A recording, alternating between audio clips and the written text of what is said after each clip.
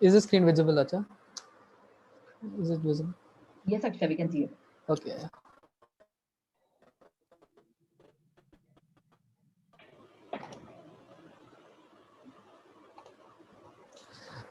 Yeah, so respected Achan and everybody who's attending for giving me this opportunity, and also praise Chechi for actually asking me to give the message today. And praise Chechi asked me multiple times before, but then I couldn't give it. So I'm thankful I was able to give it today. So basically, the topic which I thought would be relevant is basically the role of the youth. What I feel is like maybe sometimes in such situations as what's happening now, we sometimes feel out of place, and we feel that maybe we should just look at the elders to do it and serve because we don't have the experience to do certain things. But then those things seem to be changing because now, as we see in the news, we see that there are a lot of youngsters who are coming out and the youth coming out and helping out in times of need, helping out in the oxygen, helping out in distributing commodities, and helping out in a lot of things. So I thought this would be a very relevant topic to talk about in the current scenario, and that's why the topic is the role of the youth. So as we saw in the Bible reading, the verse which we'll be looking at is basically First Timothy chapter 4, verses 12. So, but set an example for the believers in speech, in conduct, in love, in faith, and in purity. So let's just pray. So thank you, God, for bringing us together in this meeting, oh God, in spite of everything that's happening around us. Let the words of my mouth and the meditation of all our hearts be acceptable unto you. In the name of our Lord and Savior Jesus Christ. Amen. So yeah, so the topic for today is basically the role of the youth, and we'll be looking at First Timothy. And what First Timothy basically speaks of is the holistic vision of the church. So what the church believes and how it will shape its own lives and the lives of all those who attended. So in First Timothy, what is happening is that Paul is basically giving instructions to Timothy on how to go about handling the corrupt practices in a church in Ephesus, which are basically staining the church's reputation. So Paul, as an elder, was giving mentorship to Timothy, who was young. And though Timothy was a young person, and many did not believe that he could lead and he could bring a reform in the church, there was Paul who believed and pushed him to, and he believed that he could lead the masses. So even though these instructions basically seem from Paul to Timothy, but they somewhat even feel connected even to all of us. And I think most of it can still be followed by us and even applied today to lead a holistic and a God-centered life. So let's go to the seventh verse in First Timothy. So First Timothy chapter 4, verse 7 says, have nothing to do with godless myths and old wives' tales. Rather, train yourself to be godly. And verse 8 says, for bodily exercise profits a little, but godliness is profitable for all things, having promise of the life that now is and of that which is to come.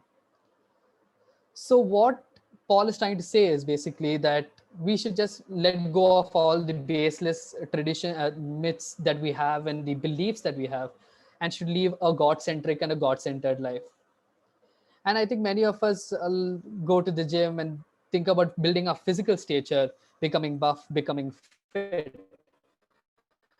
But what Paul is trying to say is that if we could allocate just a little of that time, a little of the time we spend in doing a physical fitness, instead of building our physical stature, we could instead build our moral, our spiritual stature.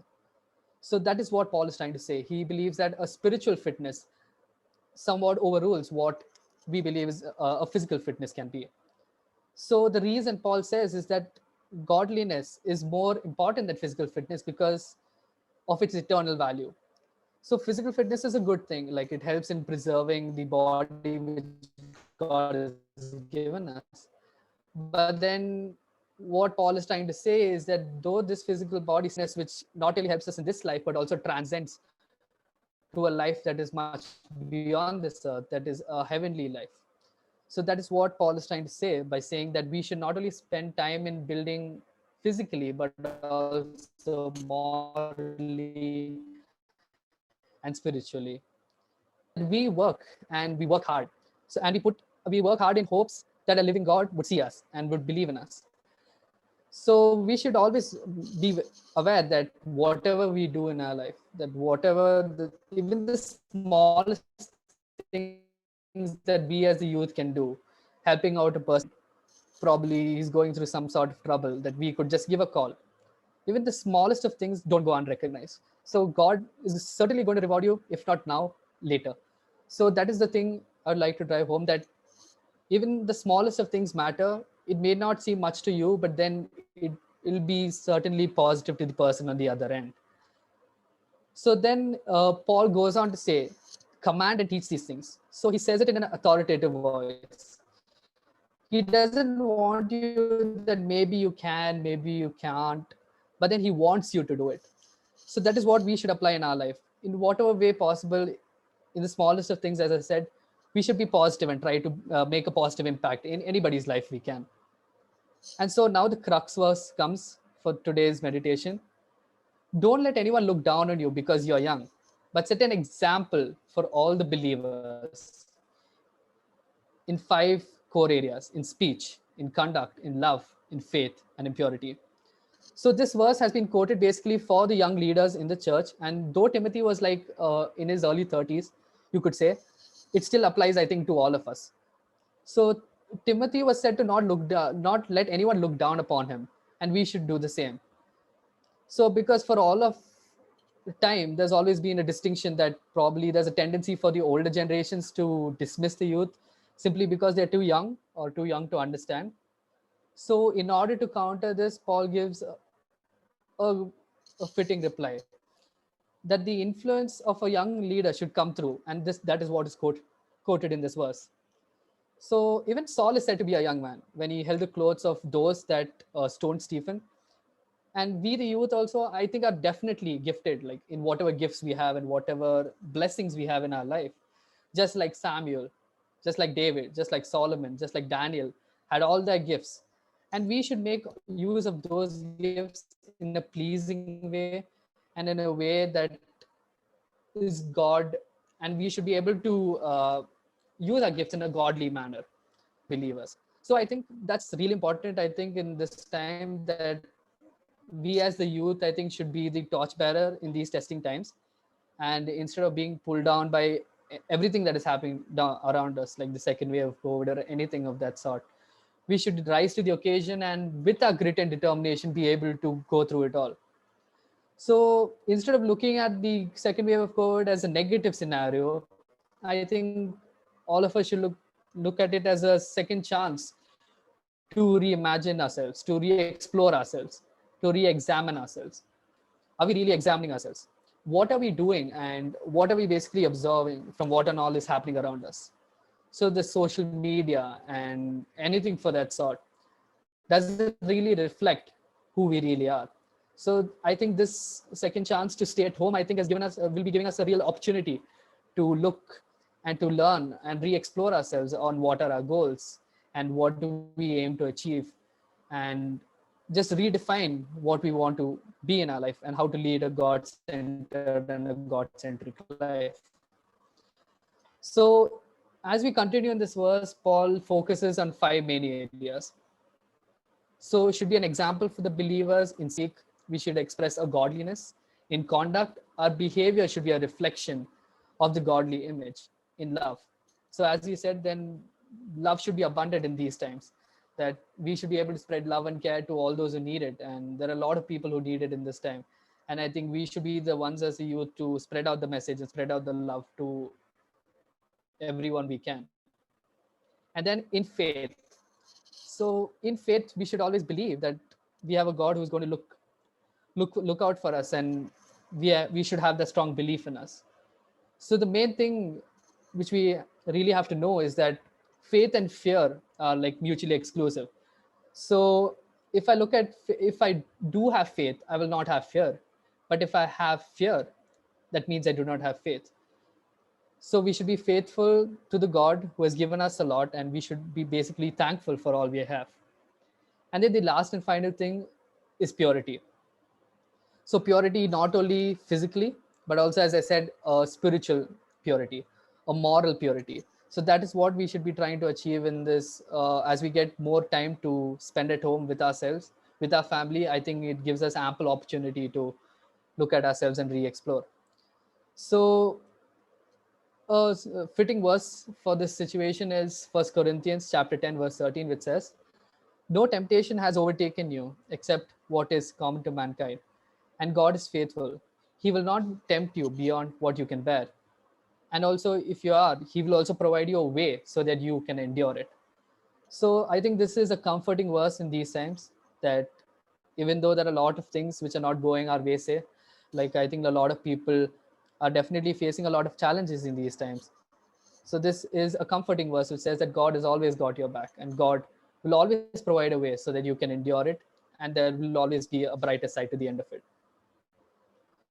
So regardless of the perception others may have based on your age, I think God has set us all out to for a particular example, to be an example in every area of our life. And the best people to be around with are your friends. So I think the closest thing you could have is to have good set of friends who can support you and who can encourage you every way throughout any of your phases, through the worst and through the best. Having a good set of friends would be the best thing to come. So then, thinking about these situations, a specific story comes to mind. So a young mosquito went out flying for the first time in its life, and after it came back from its flight, the father asked, "How does it feel?" The mosquito replied, "It was great. Everyone is clapping for me." The father then replied, "They weren't clapping for you. They wanted to kill you. The more they clapped, the more chance you are likely to die." So I think this is a perfect humorous story to a solid lesson we can take away from it. So the lesson that maybe not all the people you see in your life are going to be very supportive of what you do, but it's really important to surround yourself with people who support you, and also keep God as a center in your life, and that would be the way through in any situation of your life. So the ending of the First Timothy chapter 4 says that, "Do not neglect your gift which was given to you through prophecy, when the body of elders laid their hands on you."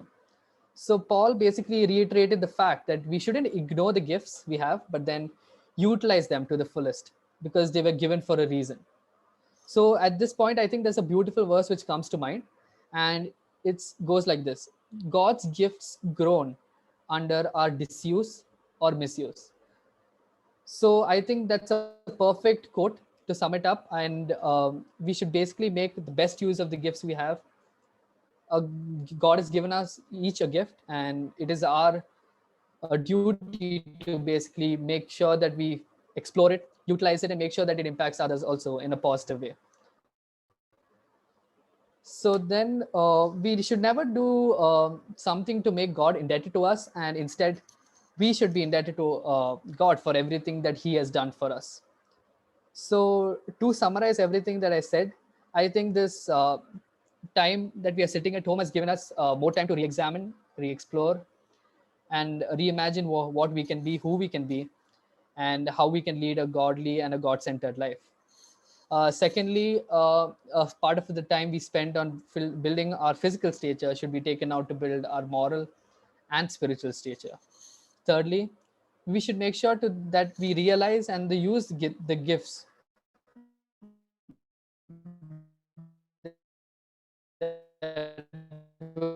given to us by God, and make sure that we use them in a positive way that would impact everyone around us. So I think to conclude, I have a really motivating quote from it goes like this: "Refuse to stay in that you have for changing the world, about how you feel about things. Never hold back.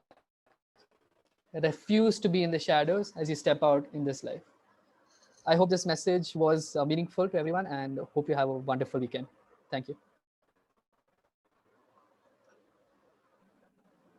Sandra പ്രാപ്തി.